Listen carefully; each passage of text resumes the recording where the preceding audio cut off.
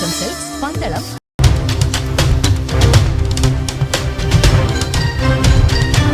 പന്തളം നഗരസഭാ പരിധിയിലെ ഭൂരിഭാഗം കെട്ടിടങ്ങൾക്കും അനധികൃത നിർമ്മാണം എന്ന സ്റ്റിക്കർ പതിച്ചിട്ടുള്ളതിനാൽ ജനങ്ങൾ ആശങ്കയിലാണെന്നും അത് എത്രയും പെട്ടെന്ന് ദൂരീകരിക്കണമെന്ന് ഫെഡറേഷൻ ഓഫ് റെസിഡൻസ് അസോസിയേഷൻ ആവശ്യപ്പെട്ടു. പന്തളം നഗരസഭാ പരിധിയിൽപ്പെടുന്ന 40ഓളം റെസിഡൻസ് അസോസിയേഷനുകളുടെ കൂട്ടായ്മയാണ് federation of residence association.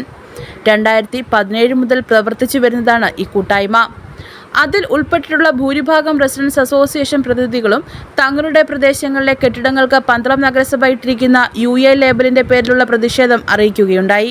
Angler ഉപയോഗിച്ച് മെയിൻ്റനൻസ് ചെയ്തിരിക്കുന്ന പഴയ കെട്ടിടങ്ങൾക്ക് പോലും UA ഇട്ടിരിക്കുന്നു. ഭൂരിഭാഗം കെട്ടിട ഉടമകളോടും പുതിയ പ്ലാനും സ്കെച്ചും തയ്യാറാക്കണമെന്നും ഉദ്യോഗസ്ഥർ ആവശ്യപ്പെടുന്നതായും പരാതിയുണ്ട്. എന്നാൽ 2019 മുമ്പായി നിർമ്മിച്ച കെട്ടിടങ്ങൾക്ക് പ്ലാനിന്റെ ആവശ്യമില്ല എന്നുള്ളതാണ് മനസ്സിലാക്കാൻ കഴിഞ്ഞിട്ടുള്ളത്. ഈ വിഷയം അടിയന്തരമായും സുതാര്യമായും പരിഹരിക്കപ്പെടണം. വ്യാപാര വ്യവസായ സ്ഥാപനങ്ങൾ നഗരസഭയുടെ ലൈസൻസോടെ പ്രവർത്തിക്കുന്ന കെട്ടിടങ്ങൾക്ക് അനധികൃത നിർമ്മാണം എന്ന ഗണത്തിൽപ്പെടുത്തിയിട്ടുള്ളതിനാൽ അത് ക്രമവൽക്കരിക്കാതെ കെട്ടിടത്തിന്റെ കരമടച്ച ശേഷം ലൈസൻസ് പുതുക്കുന്നതിനുള്ള നിവൃത്തിയില്ലാതെ വന്നിരിക്കുകയാണ്. മാർച്ച് 31 നഗരസഭ നൽകിയിരിക്കുന്ന ലൈസൻസിന്റെ കാലാവധി കഴിയും. തദ്ദേശ സ്വയംഭരണ വകുപ്പ് ഉത്തരവ് പ്രകാരം കേരള നഗരസഭ ആക്ട് 539 വകുപ്പ് പ്രകാരവും നഗരസഭയ്ക്ക് കിട്ടേണ്ട ഏതെങ്കിലും തുകയുടെ കാര്യത്തിൽ 3 വർഷം കഴിഞ്ഞാൽ ജപ്തി, വ്യവഹാരം തുടങ്ങിയ യാതൊരു ശിക്ഷാ നടപടികളും പാടില്ല എന്ന വ്യവസ്ഥ ചെയ്തിട്ടുണ്ട്. ഇങ്ങനെ ഉണ്ടാകുന്ന കുടിശ്ശിക പൂർണ്ണമായും ഇളവ് നൽകാവുന്നതാണെന്നും നഗരസഭ ഡയറക്ടർ ശുപാർശ ചെയ്തിട്ടുണ്ട്. എന്നാൽ കെട്ടിട നികുതി 2016 മുതൽ കുടിശ്ശിക സഹിതം നൽകണമെന്ന് നഗരസഭ ഉദ്യോഗസ്ഥർ നിർബന്ധിക്കുകയാണ്. കൂടാതെ കെട്ടിട ഉടമകൾക്ക് ഡിമാൻഡ് നോട്ടീസ് നൽകുന്നതുമില്ല. നഗരസഭാ ഉദ്യോഗസ്ഥർ സമയബന്ധിതമായി കരം പിരിക്കാതെ 2016 മുതൽ 2024 വരെയുള്ള കരം, കുടിശ്ശികയും അധിക കരവും ഒന്നിച്ചു പിരിക്കുന്നത് നീതീകരിക്കാനാവുന്നതല്ല. ജനങ്ങളുടെ അജ്ഞത മുതലാക്കി കൂടുതൽ തുക പിരിച്ചെടുത്തത് തിരികെ നൽകുവാനുള്ള നടപടി സ്വീകരിക്കണം.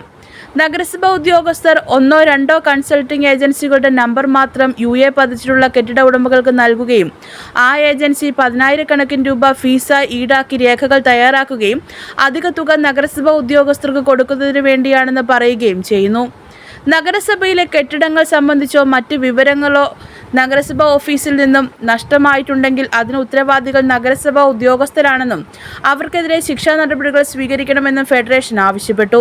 സ്വമേധയാ പൊതുവഴിയിലേക്ക് ഇറക്കി നിർമ്മിച്ചിട്ടുള്ളതും അതിർത്തി പ്രശ്നങ്ങൾ മൂലമോ ചുരുക്കം ചില കെട്ടിടങ്ങളെ തൽക്കാലം മാറ്റി നിർത്തി മറ്റുള്ള എല്ലാ കെട്ടിടങ്ങൾക്കും കാലപ്പഴക്കവും പരിഗണിച്ച് പരമാവധി കുറഞ്ഞ സംഖ്യ കണക്കാക്കുകയും പിന്നോട്ടുള്ള 3 വർഷത്തെ ഏറ്റവും കുറഞ്ഞ കെട്ടിട നികുതി ഈടാക്കി കെട്ടിടങ്ങൾ അല്ലെങ്കിൽ ഭവനങ്ങൾ ക്രമവൽക്കരിച്ച് കൊടുക്കുവാനുള്ള നടപടികൾ സ്വീകരിക്കണം. പന്തളം പഞ്ചായത്ത് നഗരസഭയായി ഉയർത്തിയ 2012 കാലഘട്ടം മുതലുള്ള കെട്ടിട നികുതിയും ഉയർന്ന നിലയിലുള്ള ക്രമവൽക്കരണ ഫീസും കൂടി ഒരു ഭാരിച്ച തുകയാകും എന്നതിനാൽ ഓരോ കുടുംബങ്ങളും വളരെയധികം പ്രയാസപ്പെടുകയാണ്. അതിനാൽ ഭൂരിഭാഗം ജനങ്ങളെയും പ്രതികൂലമായി ബാധിക്കുന്ന ഒരു വിഷയമെന്ന നിലയിൽ UA പരിധിയിൽ ഉൾപ്പെട്ടിട്ടുള്ള കെട്ടിടങ്ങളെ അതിൽ നിന്നും ഒഴിവാക്കി സാമൂഹിക പ്രതിബദ്ധതയും നീതിയും നടപ്പാക്കുന്നതിനാവശ്യമായ നടപടികൾ കൈക്കൊള്ളുവാൻ ആവശ്യപ്പെട്ടുകൊണ്ടാണ് നിവേദനം നൽകിയത്. President Cheruvallil Gopakumar, secretary ES Nujumudheen, treasurer Babu Varghese, Y Raheem Ravuth, Biju, Rajan Rawther, Prasannakumar Kairali, Raju Cherukara, Vishnuraj Pandalam, Narayanapillai Amrutha, Babu Varghese, Prashanth Paranthal, professor Abdul Rahman, PK Chandrasekharapillai, PP John, Biju Daniel,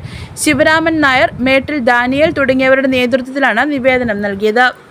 news bureau, Pandalam.